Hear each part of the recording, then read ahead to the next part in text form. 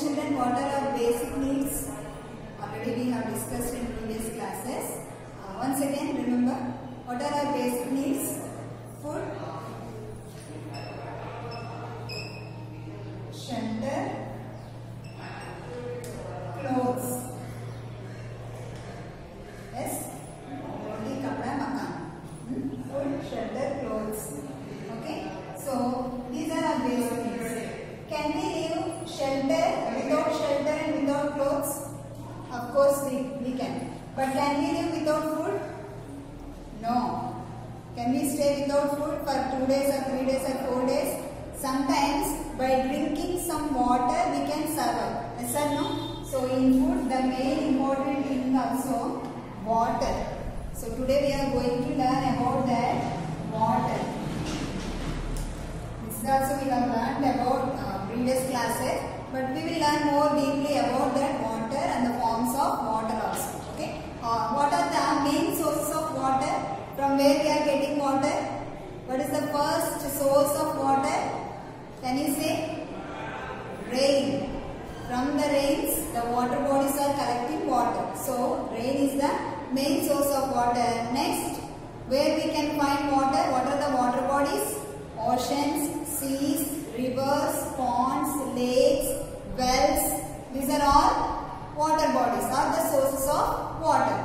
Simply, we get water from taps. Actually, taps are not the source of water, but the water is purifying and sending through the pipelines, and we are getting water through pipes. Yes or no? Through taps. So, these are the main sources of water, and in this lesson we are going to learn about forms of water. Forms of water. Do you know the forms of water? I think you have some you have an idea. You have learned in previous classes. So there are 3 states of matter. Okay, they exist. Water exists in 3 states. First one is solid state. What is the first one? Solid state. And second one is liquid state. Second one is liquid state. And third one is gaseous state. Gas. Solid, liquid, gas. What is the example for that? An ice cube. Ice cube is the solid form of water. Do you know? If you keep water and put in the refrigerator, in the deep freezer, it turns to ice cubes after some time. Yes or no? So, ice cubes are the solid form of water. Next, liquid form is water as usual. Liquid form of water. We must write this, no? And gaseous form, we cannot see the gaseous form of water because the bondings among the water molecules will be more distant. So we cannot see gas. Yes or no? We cannot find air. Can we see air without naked eye? No, we cannot see. Okay. These are the forms of water. We will learn more deeply about this from this lesson. Okay. Water is very essential to our body, and it is very essential component to human body. If we have lack of water in our body get dehydrated. That is called dehydration of body. So water is essential for the survival of all living things like plants, animals and human beings and trees, all these. And water covers 70% of Earth's surface in the forms of streams, oceans, rivers, lakes, all these. And abundance of water has earned Earth the sobriquet.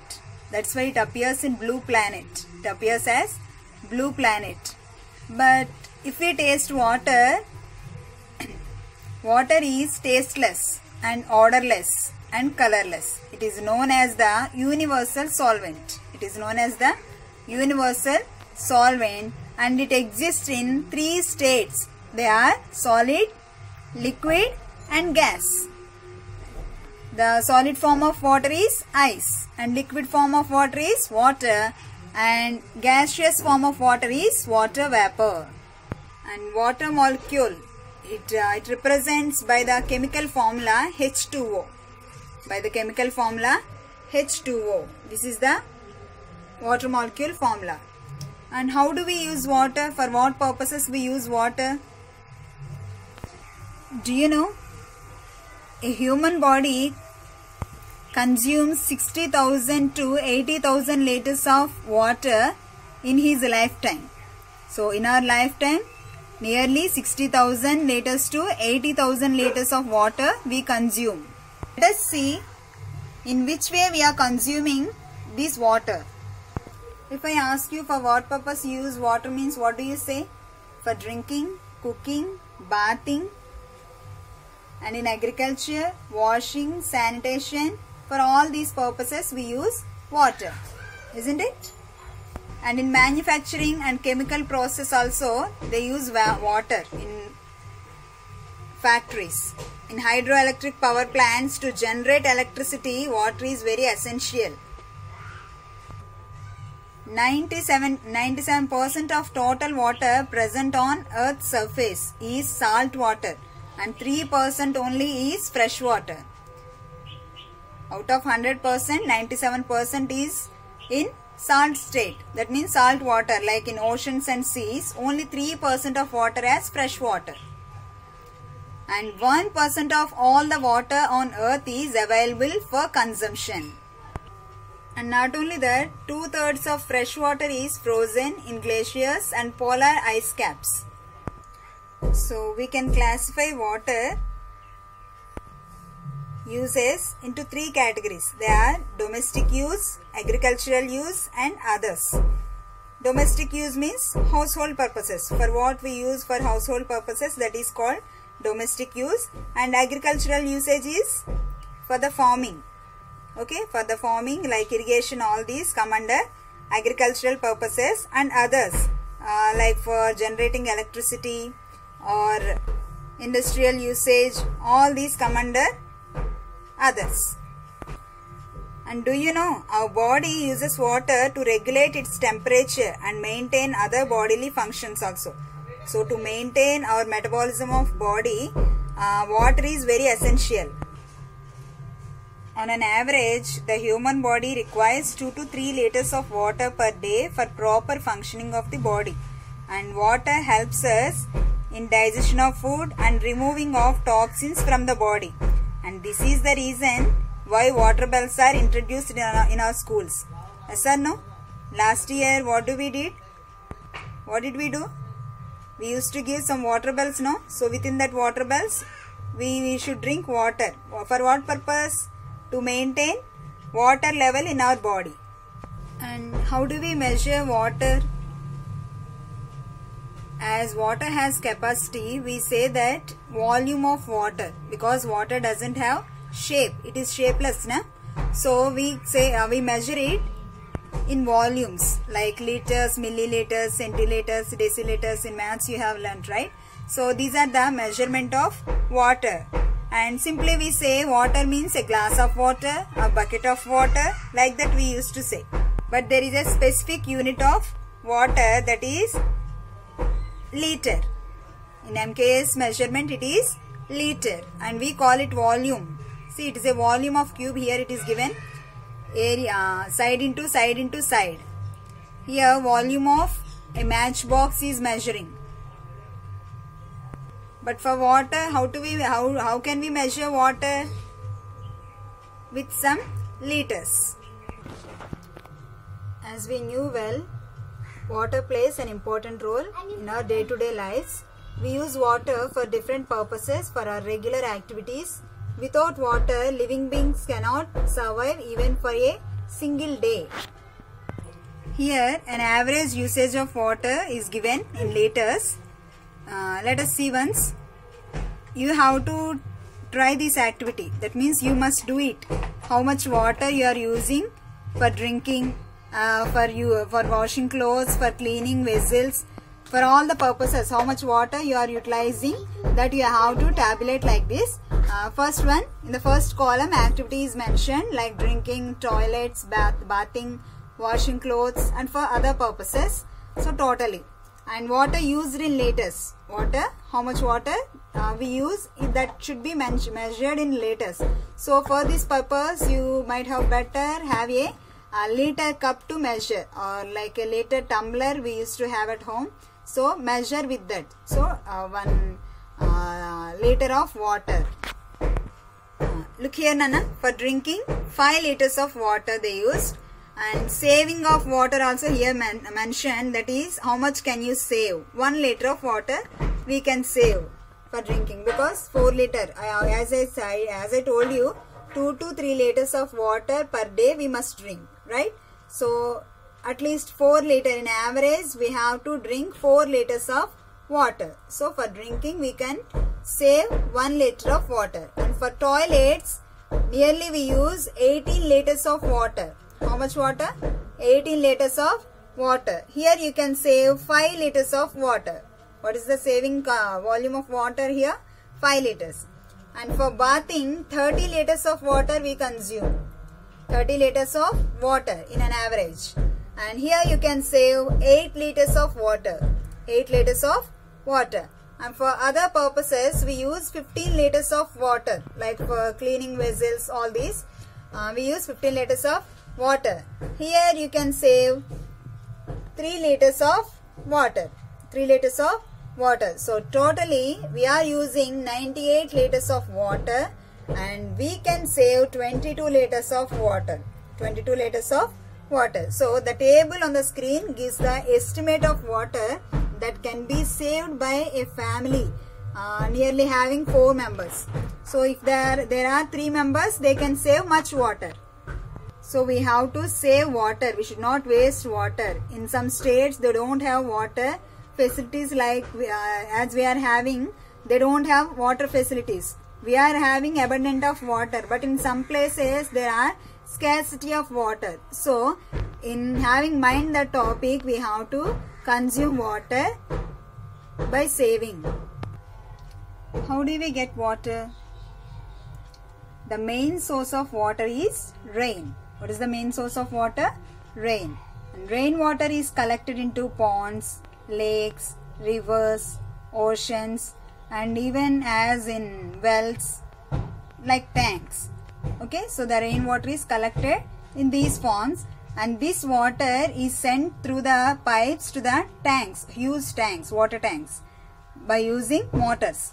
And that water, by filtration, after filtration, it is sent to houses. That water we get through pipes like taps. Yes or no? So that is called clean water. This is called clean water. We must always drink clean water. If it is not clean, if that water is not clean, we must boil it or filter it. Then only we must drink that water. Without cleaning that water, we should not drink.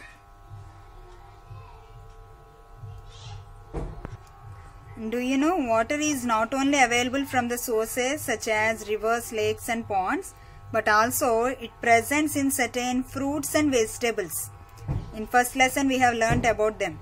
Fruits like watermelon and vegetables like cucumber contain a lot of water. Can you suggest some other examples? Think and tell me, okay? Like muskmelon and some vegetables like bottle gourd. All these, they have water in them. Our body also contains 70% of water by weight. To maintain our water level in the body, we must eat juicy fruits in summer. Children, have you ever seen that how is a well dug? Wells, bore wells. Have you seen wells? We get water from the ground, no? That is called groundwater or underground water. So see how they are digging the wells. In villages mostly we can find. So go to a nearby village or to a well. Just watch it from the far. Don't go closely to the well, but just watch it carefully. Okay, Nana? Because for the fresh water or for the purpose of fresh water, we dig wells. Because most of the water or 3/4 of water is in the seas, as we discussed. So for that purpose, but that sea water we cannot drink, right? Sea water is salty, but water used by us in our daily purposes is not salty. It is known as fresh water. We use daily fresh water. The water in ponds, puddles, rivers, tube wells and our taps at home is usually fresh water. Of the water available on the earth, only 3% only fresh water, I said no. So, to get that fresh water, we cannot get it from the wells. From the seas and oceans. So, to get the fresh water, we can dig wells at our homes. That's why nowadays, those who are constructing houses, firstly they are making bore wells. So, to obtain water, to get the fresh water. Okay, this is the way how the well is dug. In your textbook, here you have a relative amount of water at various vessels. See, here bucket, mug, glass and spoon. Relatively they used. And by using them, how much water we are utilizing. As the bucket of water is compared to the complete water bodies on the earth. So, the spoon of water we are utilizing. Once you go through this activity and you do this, then you can understand it. Okay, Nana? Children, look here. Here there are 3 types of things. And what is water here? Immediately you will say the glass jar is containing water. And what about the remaining 2? Aren't they water? Let's see. Mostly we say the beaker is having water. This is only called water. This is the liquid form of water. What is this? Liquid form of water. And an ice cube is a solid form of water. Ice cube is a solid form of water. Whereas evaporated or the gaseous form of water. Gaseous form of water, that steam, getting steam, no, that is called gaseous form of water. So, water has 3 forms. Water has 3 forms. They are solid, liquid and gas. Gas means steam or water vapor. When you melt ice, we get water, right? Ice will melt and become water again. And if you heat the water, it will evaporate in the form of steam. So, ice is a solid form of water. So, when we heated it, it turns to water. It is a liquid form of water. And when we heated it, it forms the steam of water. That is gaseous form of water. If you cool the steam again, it condenses and becomes as water. And if you cool the water again, it becomes as ice, solid. The cooling process is called condensation and the heating process is called evaporation. It is called irreversible process. On heating, it changes its form. Again on cooling, it changes its form.